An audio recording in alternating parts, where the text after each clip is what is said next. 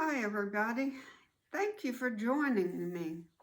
It is a cold, cold day today, and my coffee just feels so nice and comforting. Sometimes I think that's why we drink coffee. It just warms the soul and it's comforting, makes you feel good. I want to tell you a story.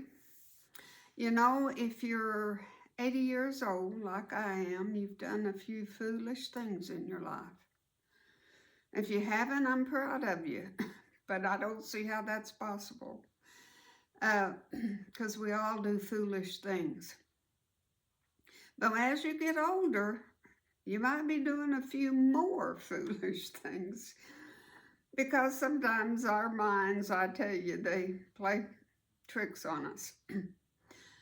But my church is about a mile and a half down the road. Just a hop, skip, and a jump takes me about 8 minutes to get down there and parked and in the door.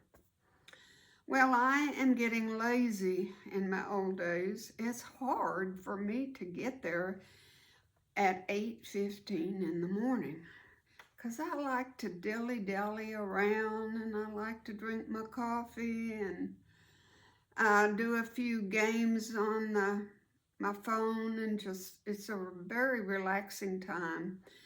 Reading my Bible and I just enjoy my time in the mornings. So I had missed 3 or 4 Sundays and just got pretty lax and pretty lazy. And I just told myself, all right, you're going to set the alarm clock and then you're not going to have any excuse. So I did on the phone. Our phones are wonderful tools. And I set my alarm on my phone for 5 o'clock. And I felt good about it when I went to bed, and I knew I would hear it and I would get up. Well, I did, got ready, and really I had time to kill. I was ready probably by 7:30. And walked out the door at 8 o'clock. I was so proud of myself. Well, as you know, Sunday traffic is very, very light. But I noticed, more so than ever that there wasn't a soul on the road but me. And it gave me this eerie feeling. I don't know, it just gave me an eerie feeling.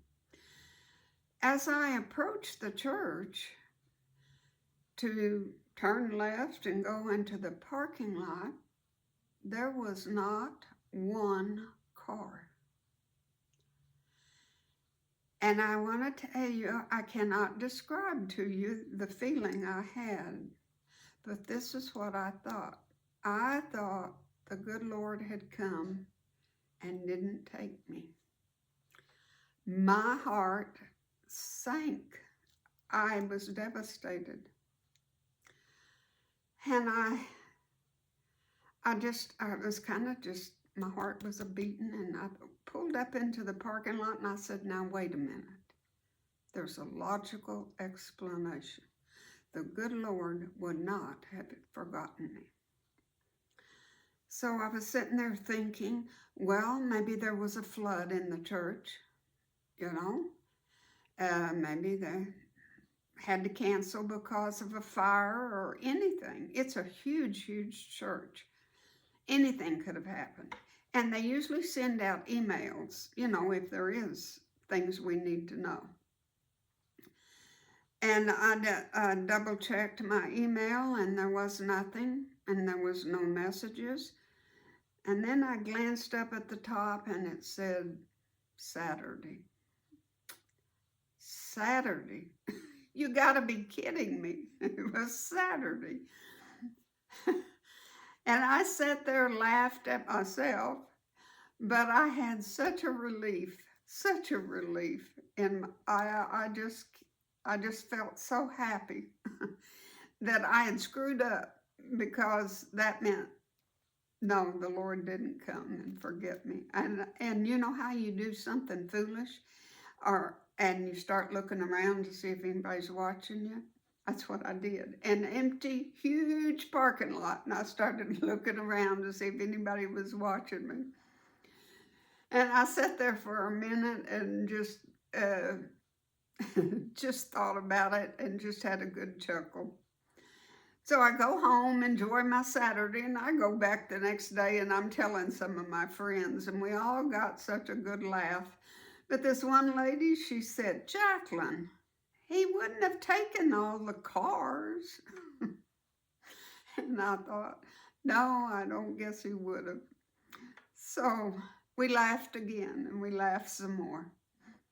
And later on in the week, I was telling my son about it, and he said, well, Mom, I don't think I'd be telling that to many people.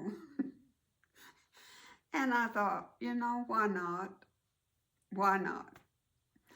Why not tell it and have a good laugh? If you don't laugh at yourself, somebody else will laugh at you. So you might as well just laugh at yourself. So I hope you enjoyed my story about the day I almost missed the rapture, because it's the honest gosh truth.